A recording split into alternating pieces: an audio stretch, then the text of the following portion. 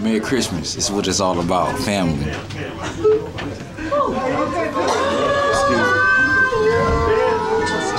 My fault, nephew. You alright? Yeah. You been similar to much goose, nephew. Brian, you got this? You got this beat up? His mama bought that. Bye, I son. think he bought it. Who, me? You know I ain't buying no bibs. Okay, real signature, brother.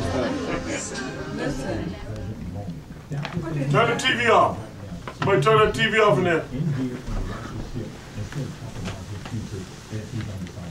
Wait, hold up. Let me, wait.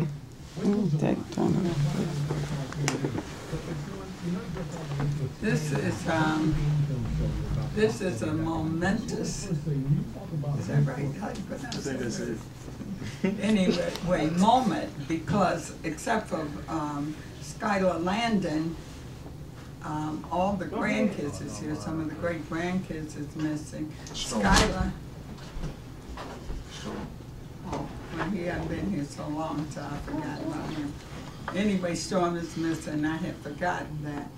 But Skylar went to the hospital today, and he has pneumonia. So that is the only reason he's not here, because he's here every year. So we want to say a prayer for him, and he'll be strong and get over this, because he has viral pneumonia. Yes. And that's not to be played with. And it just happened today, so I want everybody to say a prayer and think of him. Like I say, most of us are here tonight, and this is a good thing. And I am so, so very pleased that most of us are here. If you've been in McGee, most of your Christmas Eves has been spent like this. I mean, it started a long time ago when Randy and Pamela and Lance were little children, real little. And their father used to wake them up on Christmas Eve and swore that they woke up on their own. I wanted them to stay asleep till Christmas morning, because it was always those last minute tasks to be done. But their father couldn't wait. He used to tell a lie and say they woke up on their own, and they really did not. He would wake them up as soon as he put their toys out. And so we've been doing this ever since on Christmas Eve. One of the things that we want to remember is that what Christmas is about and why we do this. Christmas is about the celebration of Christ our Lord, Jesus Christ, his birth. We celebrate that. Now some people might say, well, do we have the right date? We don't know, but we know one thing, he was born. And this is the day that we celebrate his birth. When he was born, as we will see when we read the book, gifts were brought to him. We reenact that. That's what the gifts are about. The gifts themselves, in and of themselves, are not that important. It's the reenactment of the wise men bringing gifts to our Lord Jesus Christ when he was born. And it's this, we seize upon this time to, as a family, come together, no matter how short it is, but to come together. I would hope if I am gone, when I am gone, and your grandfather is gone, you will continue this, coming together on this night. We usually do not have a family reunion. This is like our family reunion. We invite friends to be with us. We've had different friends over the years, but we're honored tonight to have Michael Brown, who's been with us many, many years. I mean, since he was a little boy, he would come. So, we're going to read the book about the story of Christ's birth and why we're here. It's a lot of people here tonight, so we will read it probably more than once. It will go around because everybody needs to read it and feel there's a reason why we do this. It's not just the fun part. It's a very serious part, and it's a wonderful thing to reenact the night that we think Jesus was born. And we'll start with you. Jared August. When joy came The story of the first Christmas. Joseph and Mary were traveling to Bethlehem. They had to walk over hills, across streams, and down along winding roads. Okay, give it to the next person.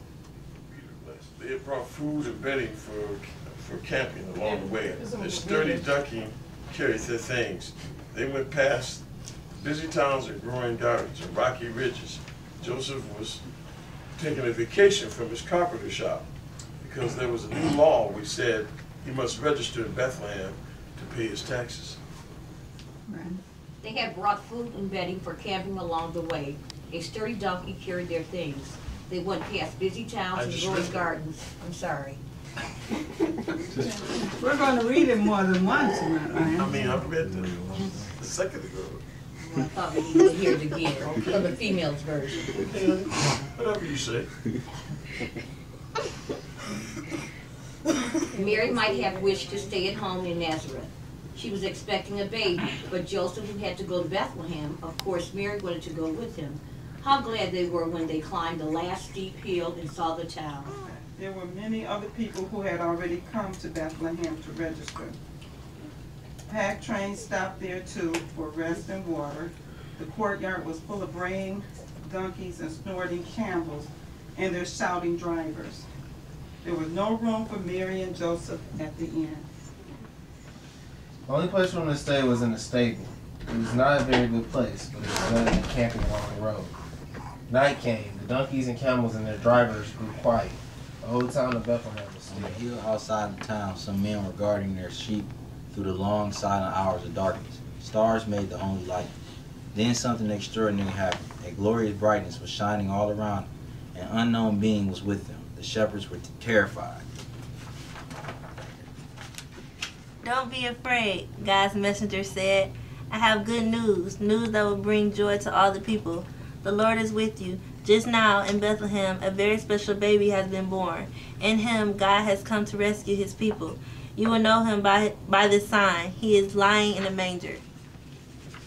All at once there were many, many angels. How happy they were. What beautiful songs they sang. Then the brightness dimmed and faded away into the high sky. The angels had gone. Once again, stars made the only light. The hillside was as quiet as if nothing had happened. The shepherds were so astonished they hardly knew what to think. Let us go, one of them said. Let us go right away into Bethlehem and find this baby the Lord has told us about. They went. They found Mary and Joseph and a tiny baby. Just as the angel had said, the baby was lying in a manger.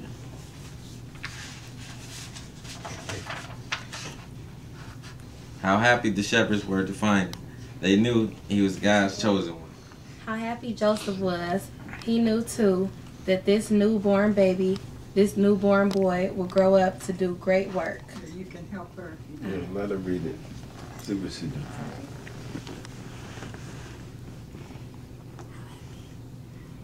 How happy? How happy? Mary was. Mary was. Her baby. Her baby. Was the most beautiful. Beautiful. Child. That ever. Ever. Was born. Oh, when she held. When she held. Him. In her.